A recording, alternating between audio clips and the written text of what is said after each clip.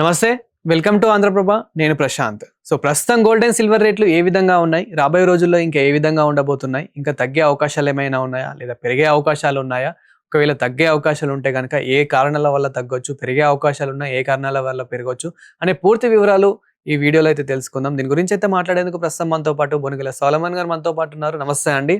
నమస్తే ప్రశాంత్ గారు.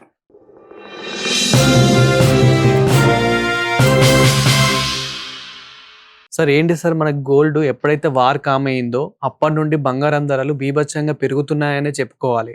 ఇది ఇంకా ఎన్ని రోజుల వరకు ఇలానే పెరిగే అవకాశాలు ఉన్నాయి, ఎంతవరకు పెరిగే ఛాన్సెస్ ఎక్కువ ఉన్నాయి అనుకోవచ్చు? చూడండి, short period gold demand and supply, long period కూడా డిమాండ్ అండ్ సప్లై.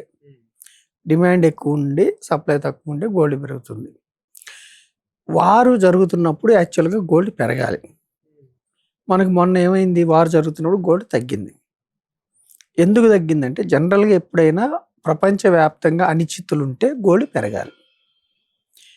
మొన్న ఎక్స్క్లూజివ్ కండిషన్ ఏమిటంటే వారు జరుగుతున్నప్పుడు క్రూడ్ ఆయిల్ హార్మోస్ జలసంధి దగ్గర ఓడలు ఆపటం వల్ల క్రూడ్ ఆయిల్ పెరిగింది. క్రూడ్ ఆయిల్ పర్ బ్యారెల్ $100 పైన పెరిగింది. ఎప్పుడైతే క్రూడ్ ఆయిల్ పెరిగిందో క్రూడ్ ఆయిల్ అన్ని దేశాలు డాలర్స్లో కొంటారు. అంటే డాలర్కి డిమాండ్ వచ్చింది, డాలర్ బలపడింది.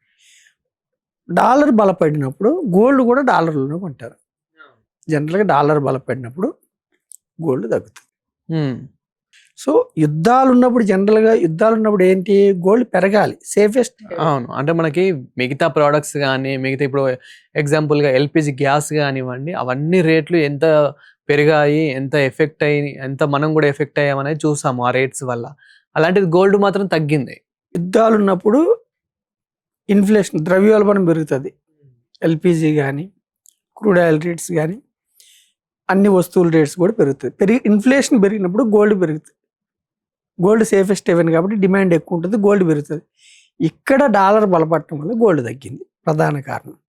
రెండవ కారణం ఏమిటంటే గోల్డ్ ఎందుకు తగ్గిందంటే మొన్న profit booking. Already last 1 yearలో 50 to 60% పెరిగింది కాబట్టి ప్రాఫిట్ బుక్ చేసుకున్నప్పుడు ఎక్కువ మంది అమ్మేవాళ్ళు ఉంటారు, కొనేవాళ్ళు తక్కువ ఉంటారు. ఓకే, మళ్ళీ ఇప్పుడు ఎందుకు పెరుగుతుందంటే ఇదే డాలర్ బలహీన పడితే మళ్ళీ గోల్డ్ పెరుగుతుంది. ఇప్పుడు షార్ట్ పీరియడ్ ఎలా ఉంటుంది గోల్డ్ అంటే, షార్ట్ పీరియడ్ అంటే 6 months వరకు 9 months వరకు +10% ఆర్ -10%. అంటే బోత్ సైడ్స్ ఉంటుంది. ఖచ్చితంగా పెరుగుతుందని చెప్పలేం, ఖచ్చితంగా తగ్గుతుందని చెప్పలేం. సో కొనేవాళ్ళు ఏం చేయాలంటే బై ఆన్ డిప్స్. లాంగ్ పీరియడ్లో ఎలా ఉంటుందంటే, లాంగ్ పీరియడ్లో ఎప్పుడు గోల్డ్ బుల్లిష్గానే ఉంటుంది. ఎందుకు బుల్లిష్గా ఉంటుందంటే ప్రపంచ దేశాల రిజర్వ్ బ్యాంక్స్, సెంట్రల్ బ్యాంక్స్ అంటారు వాటిని. సెంట్రల్ బ్యాంక్స్ ఇంతకుముందు మన ఫారెక్స్ రిజర్వ్స్ కింద డాలర్స్ ఎక్కువ పెట్టుకునేవాళ్ళు. ఎప్పుడైతే రష్యా ఉక్రెయిన్ యుద్ధం మొదలైనప్పుడు రష్యా యొక్క ఫారెక్స్ రిజర్వ్స్ డాలర్స్ని యుఎస్ శాంక్షన్స్ వేసి ఫ్రీజ్ చేసిందో, భవిష్యత్తులో ఎక్కువ డాలర్స్ రూపాయన ఫారెక్స్ రిజర్వ్స్ ఉంచుకుంటే మనకు కూడా ఇలాంటి కండిషన్ వస్తుందేమోనని అన్ని ప్రపంచ దేశాలు ఏం చేస్తున్నాయంటే గోల్డ్ని అక్యుములేట్ చేయటం మొదలుపెట్టినాయి. లాస్ట్ 1 yearలో గోల్డ్ ర్యాలీ రావడానికి కారణం అదే. మన రిటైల్ ఇన్వెస్టర్స్ కంటే కూడా ప్రపంచ బ్యాంకులు బాగా గోల్డ్ని కొనటం మొదలుపెట్టినాయి. అంటే డిమాండ్ ఎక్కువ ఉంది, సప్లై తక్కువ ఉంది. ఓకేనండి. సో ఈవెన్ అమెరికన్ ఫెడ్ కూడా కొంది, అందుకని పెరిగింది. అంటే ఫారెక్స్ రిజర్వ్స్ డాలర్స్తో పాటు గోల్డ్ను కూడా సెంట్రల్ బ్యాంక్స్ రిజర్వ్ చేయటం మొదలుపెట్టినాయి కాబట్టి పెరిగింది. సో లాంగ్ రన్లో ఈ యొక్క పాత్ ఇంకా కొనసాగుతుందంటే ఖచ్చితంగా కొనసాగుతుంది. సార్, అంటే ఇక్కడ ముఖ్యంగా మన 2 తెలుగు రాష్ట్రాల్లో ఇప్పుడు గోల్డ్ కొందామంటేనే భయపడే వాళ్ళు చాలా మంది ఉన్నారు, అసలే పెళ్లిళ్ళ సీజన్ కాబట్టి. సో ఇంకా మరి గోల్డ్ తగ్గే అవకాశాలు ఏమైనా ఉన్నాయా, అంటే ఏమైనా ఉన్నాయా sir? 5 to 10% either side move అవ్వచ్చు. 5 to 10% ఎయిదర్ సైడ్ తగ్గొచ్చు, కూడా తగ్గే అవకాశాలు కూడా ఉన్నాయి. బాగా బేర్ మార్కెట్ రాకపోవచ్చు, కాకపోతే 5 to 10% తగ్గొచ్చు. అందుకని మనం ఏం చెప్తున్నామంటే వెంటనే శుభకార్యం ఉందనుకోండి తప్పదు, లాంగ్ టర్మ్ ఉంటాం కాబట్టి కొనుక్కోవచ్చు. లేదు సమయం ఉందనుకోండి 6 నెలల్లో 1 ఇయర్, బై ఆన్ డిప్స్ అంటే 3 దఫాలుగా 4 దఫాలుగా కొనుక్కోండి. ప్యూర్గా ఇన్వెస్ట్మెంట్ పాయింట్ ఆఫ్ వ్యూ అనుకోండి, ఈటీఎఫ్స్ అంటే కూడా మన కోసం గోల్డ్ కొని మన బ్యాంక్స్ స్టోర్ చేస్తాయి. ఈటీఎఫ్లో కూడా ఇబ్బంది ఏం లేదు. ఈటీఎఫ్లు కొనుక్కోండి, ఈటీఎఫ్ ఫండ్ ఆఫ్ ఫండ్స్ కొనుక్కోండి, సావరిన్ బాండ్స్ కొనుక్కోవచ్చు. ఇలా ఇన్వెస్ట్మెంట్ పాయింట్ ఆఫ్ వ్యూ అయితే. సరే, యుక్రెయిన్ లాంటి కొన్ని కంట్రీస్ మనకి గోల్డ్ అనేది సేల్ చేస్తున్నట్లు తెలుస్తూ ఉంది భారత్కి. ఒకవేళ అదే కనుక నిజమైతే భారత్లో ఏమైనా గోల్డ్ తగ్గే అవకాశాలు ఉన్నాయా? ఎందుకంటే మనకి కొంచెం తక్కువకు సేల్ చేసినా కానీ, మనకి తక్కువకి బై చేసినా కానీ అప్పుడు ఏమైనా మనకు తగ్గే అవకాశాలు ఉన్నాయి అనుకోవచ్చా? ఇప్పుడు జనరల్గా ఏమిటంటే అండి, గోల్డ్ రేట్స్ అంతర్జాతీయ మార్కెట్స్ని బట్టి ఉంటాయి, డిమాండ్ అండ్ సప్లై. అలాగే మన యొక్క మార్కెట్స్, కమోడిటీ మార్కెట్స్ని బట్టి కూడా ఉంటాయి. అయితే మనకేమిటి, సప్లై ఎక్కువ ఉంటే కొంచెం తగ్గే అవకాశం ఉంది గోల్డ్.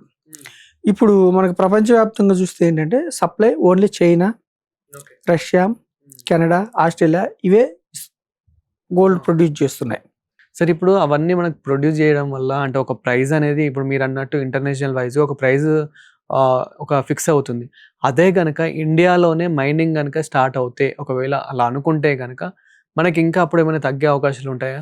చూడండి, ఇప్పుడు ప్రపంచవ్యాప్తంగా ఎక్కువ గోల్డ్ మైనింగ్ చేసే దేశాలు ఏమిటంటే చైనా టాప్, తర్వాత ఆస్ట్రేలియా, రష్యా, కెనడా, అమెరికా కూడా ఉంది.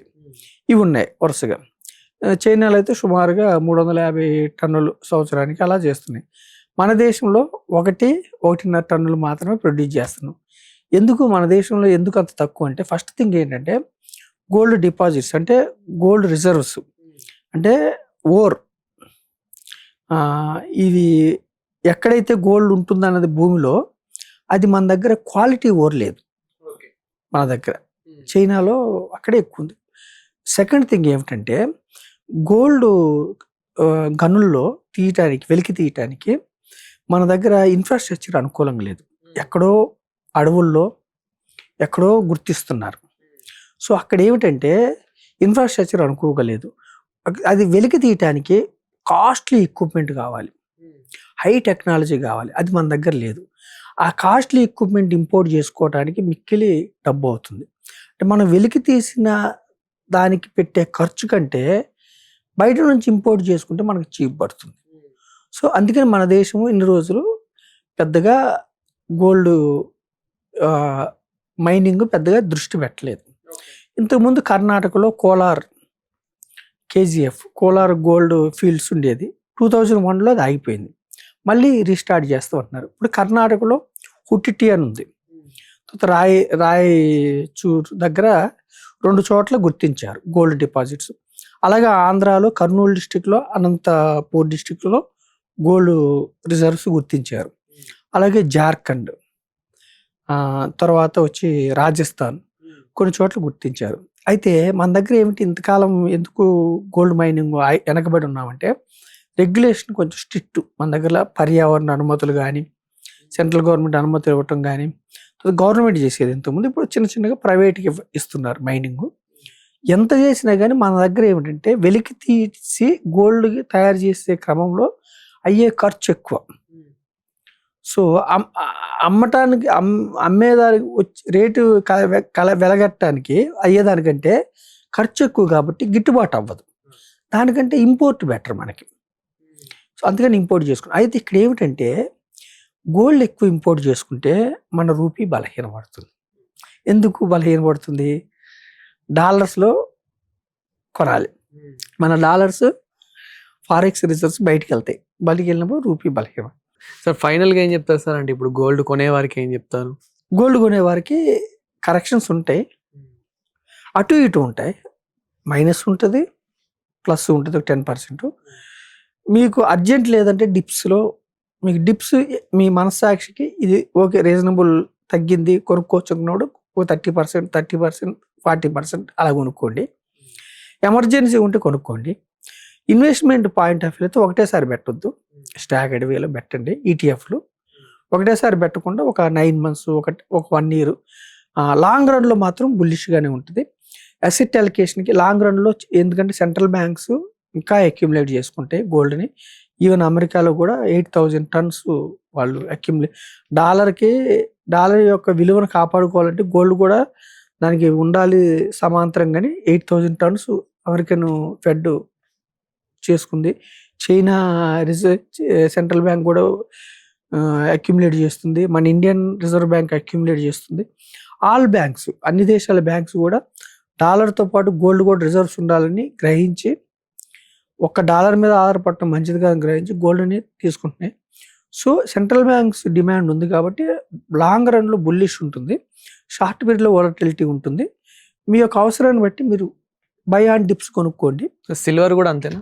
సిల్వర్ మాత్రం ఏంటంటే అండి, సిల్వర్ హై వాలటిలిటీ మెటీరియల్, ఎప్పటికీ పెరుగుతుందని చెప్పలేము, ఎప్పుడు తగ్గుతుందని చెప్పలేము. డిమాండ్ ప్రస్తుతానికి సోలార్లో, ఈవీలో వీటిలో యూజ్ చేస్తున్నాం కాబట్టి పెరుగుతుంది. ఇంతకుముందు అంత డ్రాస్టికల్గా పెరగకపోవచ్చు, అంత రాకపోవచ్చు.